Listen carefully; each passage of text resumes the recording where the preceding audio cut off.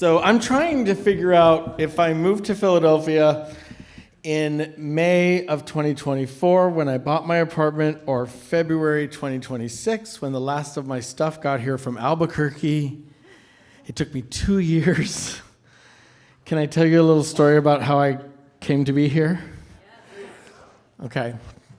A little bit about me. I work 100% remote.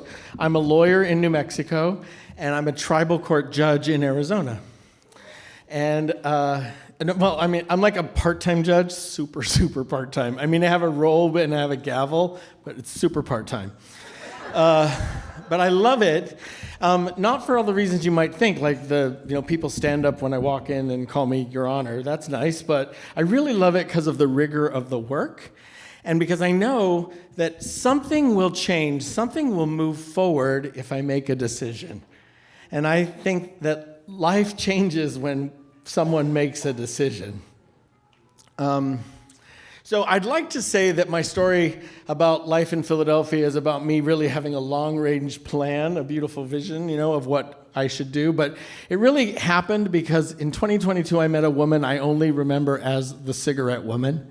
And she said, where you live when you're 60, that's where you're going to die.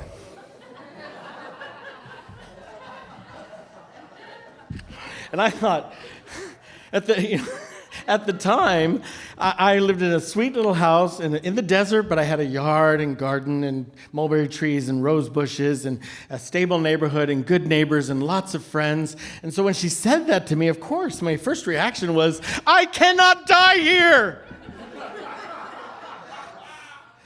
And when I did the math, I'm single, I'm on my own, I don't even have pets.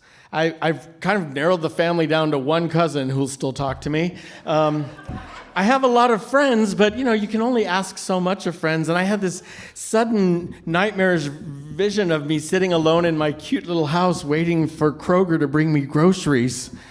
And I just couldn't do it. So I started thinking, where do I want to live? And Philadelphia had always been on my A list because when I lived in New York in the 90s, there was an ad campaign that said, Philadelphia, the city that loves you back. Yeah, they should have added maybe. Dunno. So anyway, never mind that. I came here in 2003 for a week, and I came back in 2004 for 2 weeks, and I found a realtor, and bada bing, bada boom, I'm under contract, right? Now, I told you I love being a judge, and the only thing that would have let me stay in New Mexico is if I'd gotten an appointment to be a state court judge, full-time judge. That was not going to happen because I had my eye on one particular seat in the family court, and that guy was going nowhere, right? And I already knew from the cigarette lady that my biological clock was ticking, right? So I said no to that, yes to this. Well, guess who decides a few days after I go to contract that it's time to retire from the bench? Right? So I did the wrong thing and put my little Philadelphia dream aside, and I applied. I worked super hard. I got the application in and all the references and the recommendations. It was a 20-person nominating commission I had to prepare for. I had lawyers and judges from all over the state helping me get ready. 13 people came to the commission the day that it was my day, and they spoke publicly about me. I was amazing. I was crying. I was so gay. And And the questions were pretty good. I mean, some of them were weird. One lawyer said, I don't know how you can be basically she said, I don't know how you can be a judge when so many people don't like you and you crave conflict. And then somebody else said, I don't know how you can be a judge when you're so popular and you have so many Facebook friends. So I'm like, I don't know where we're going with this. So I didn't get the gig. It got a little political. I didn't get the gig. No judgment for me. Or no judgeship for me. And I was pretty mad for a while. I was sad, I was hurt, I was depressed. I really wanted that. And I really was sunk low, and I stayed there for a while until a friend told me, you have to stop perseverating. And of course I did, because I had to look that word up. And once once I found out what it meant, I started working my way out of my perseverations and my ruminations, and I began to feel really grateful.